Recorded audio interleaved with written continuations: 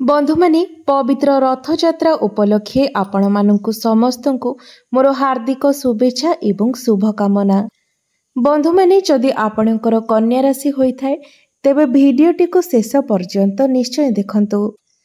कन्या राशि व्यक्ति विशेष मानकर जीवन एही श्री गुंडीचा अर्थात रथयात्रा परठारु बदलिबाकु जाउछि। कारण ग्रह नक्षत्र मानकर चलन रे एक बहुत बड़ परिवर्तन हेबाकु जाउछि।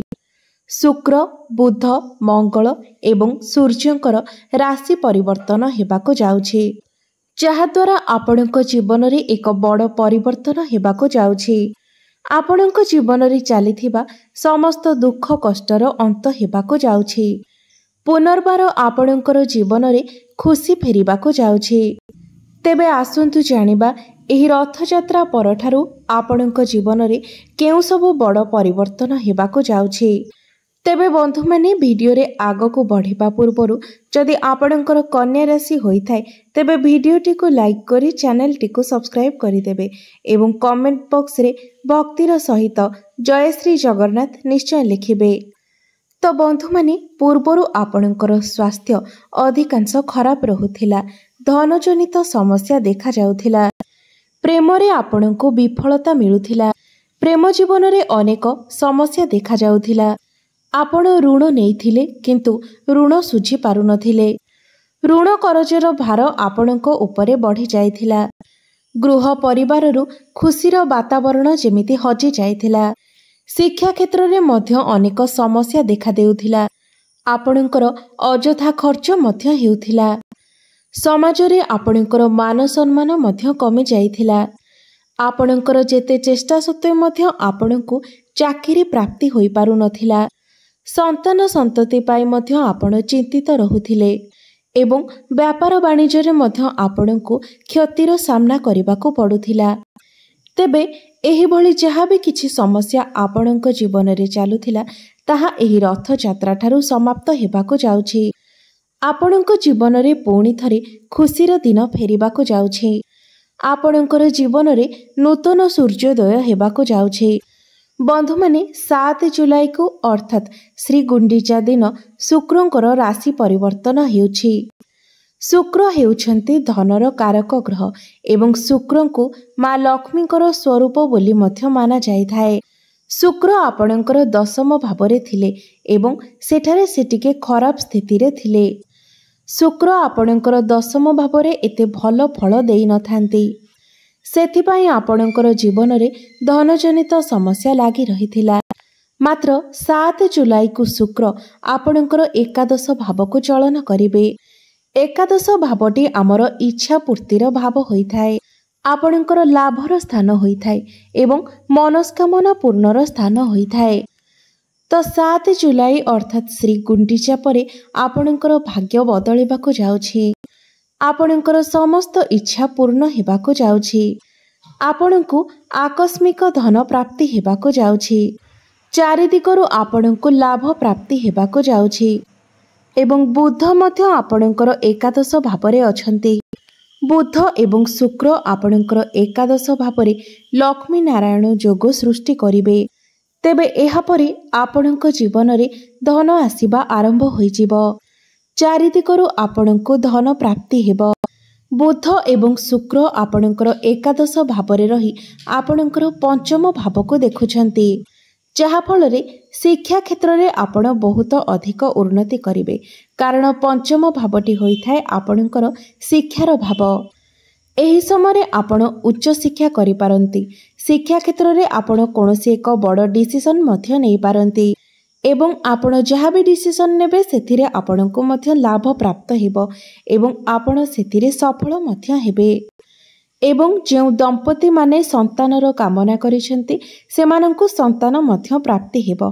कारण पंचम भावटी आपणकर शिक्षार भाव होबा सहित आपणकर प्रेमर भाव एवं आपणकर संतानर भाव मध्य होइथाय।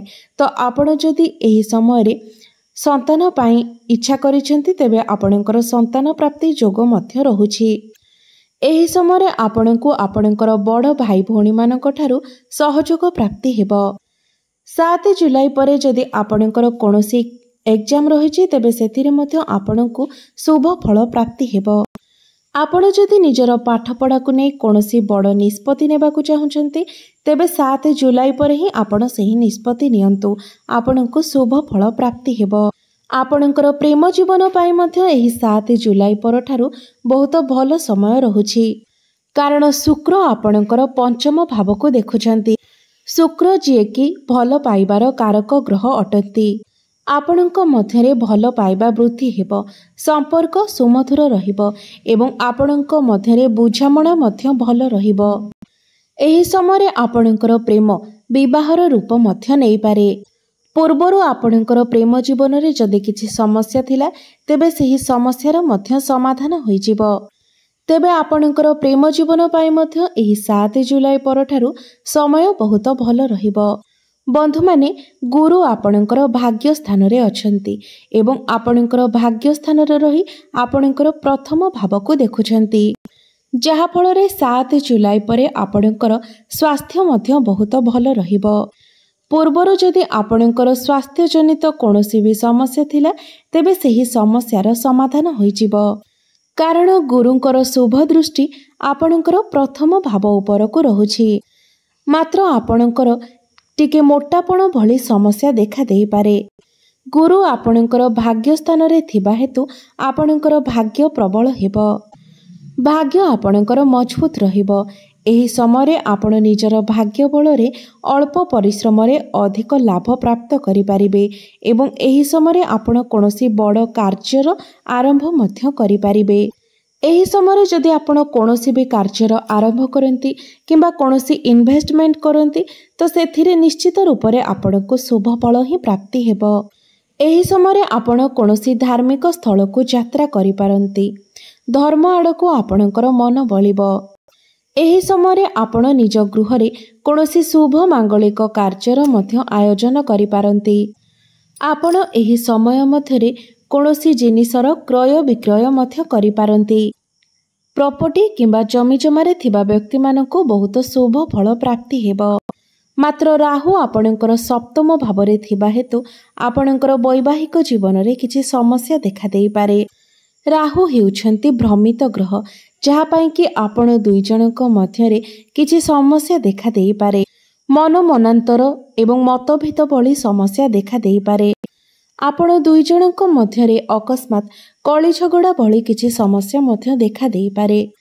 तो एसबु प्रति आपण टिके ध्यान देबे।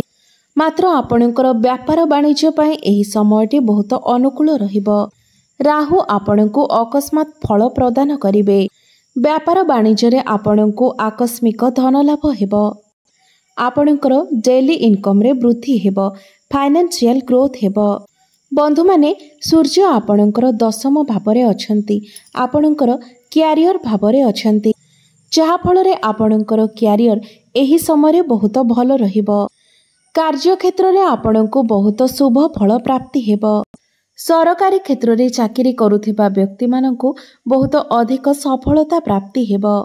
आपणकर प्रमोशन जोग मध्य देखा जाउ अछि। जो मानकर योग्यता थिबा सत्वे मध्य चाकरी मिली पारु नथिला सेमानଙ୍କୁ चाकरी मिली जिबार जोग सृष्टि हेउछि। समस्त कार्य गुड़िक आपणकर सुरुखुरु रे होई जिवो।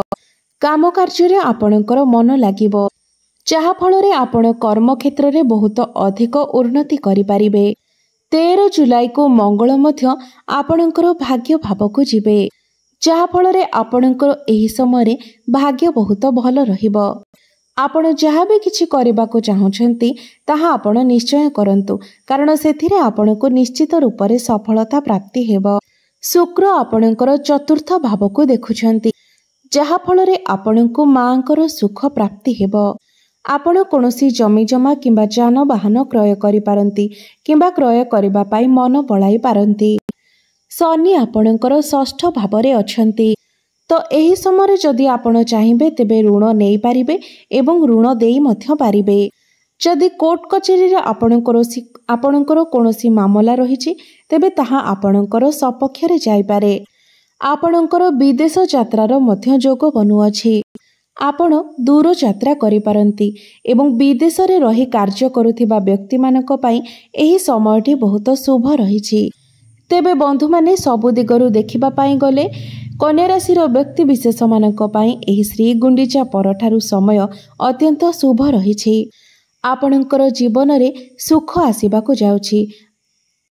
आपणक जीवन में चली समस्त समस्यार अंत होबाक जाउछि। तेबे बंधु माने आपनकु जदि मोर एही भिडियोटी भल लगी थाए तेबे भिडियोटी को लाइक करी चैनल टी को सब्सक्राइब करी देबे एवं कमेंट बॉक्स रे भक्तिर सहित जय श्री जगन्नाथ निश्चय लिखिबे।